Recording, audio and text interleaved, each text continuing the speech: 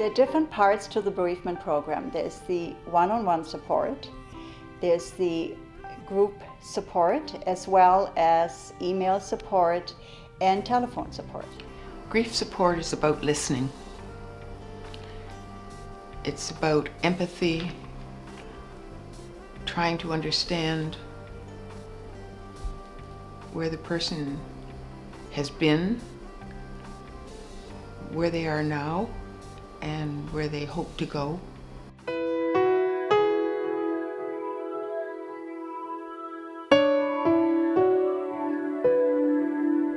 And she lived to be 53 and a half.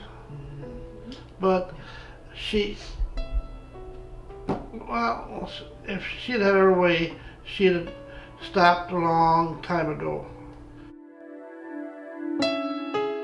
There's nothing worse than standing there and your friends say, oh, I know what you're going through. You don't know what we're going through. They have a husband standing there with them. A friend of mine said that, and I said, you tell me when your husband passes and you still won't know.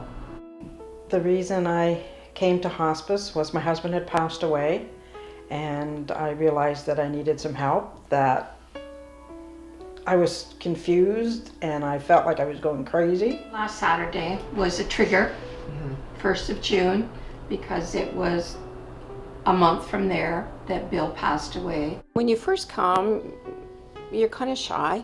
The grief support program starts with each person telling their story and having them come to the point where they accept the fact that their loved one has died, which is perhaps the hardest thing for them to do. Tried making new memories, happy ones, but it still comes back to the one important thing. And we wonder when it's going to quit. Like, when are the tears going to dry up? Confidentiality was so important to me. Our area is a small area and you often run into other people, and it was very important to me that my thoughts and my concerns would remain in that room or with the staff working with me. I'm not ready yet. I need my job, I need the students, I need my co-workers. Once they can accept that, they can look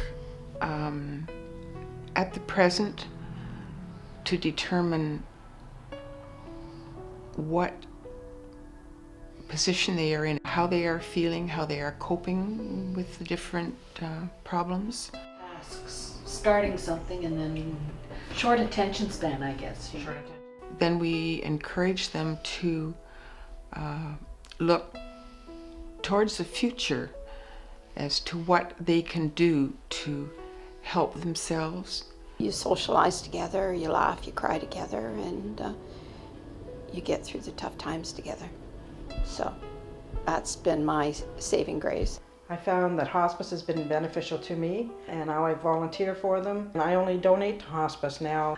Because hospice has had such a special place in my life, and I am the person I am today, I decided that I needed to help give back to say thank you to hospice for what they have done for me.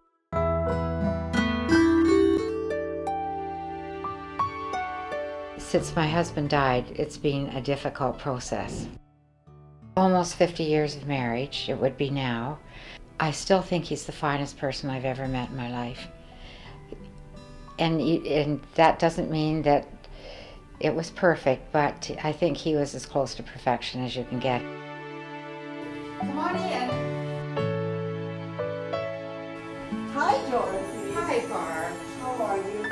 Dorothy is one of my clients, and I started seeing Dorothy shortly after her husband had died, and it was difficult at first for Dorothy to come and build that relationship. It always takes a little bit of time. What is the hardest part of the day?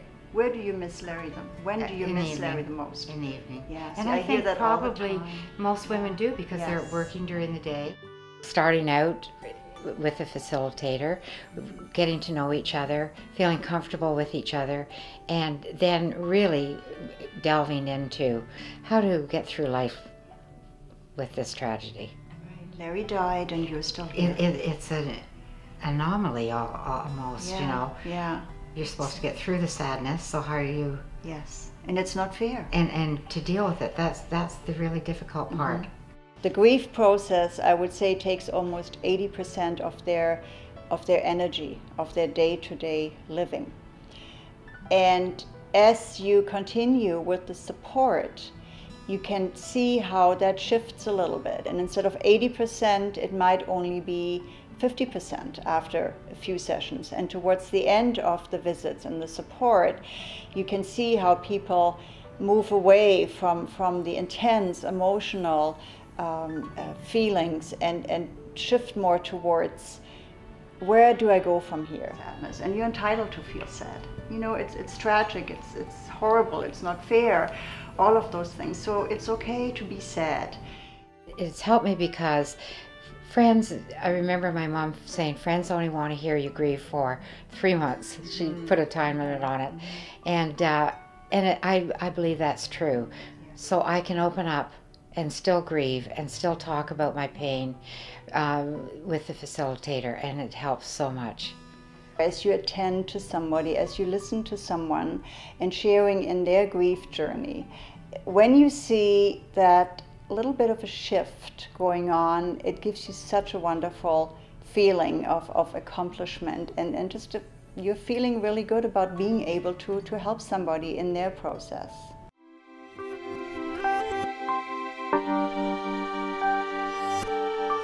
Hospice is a registered, non-profit, charitable organization.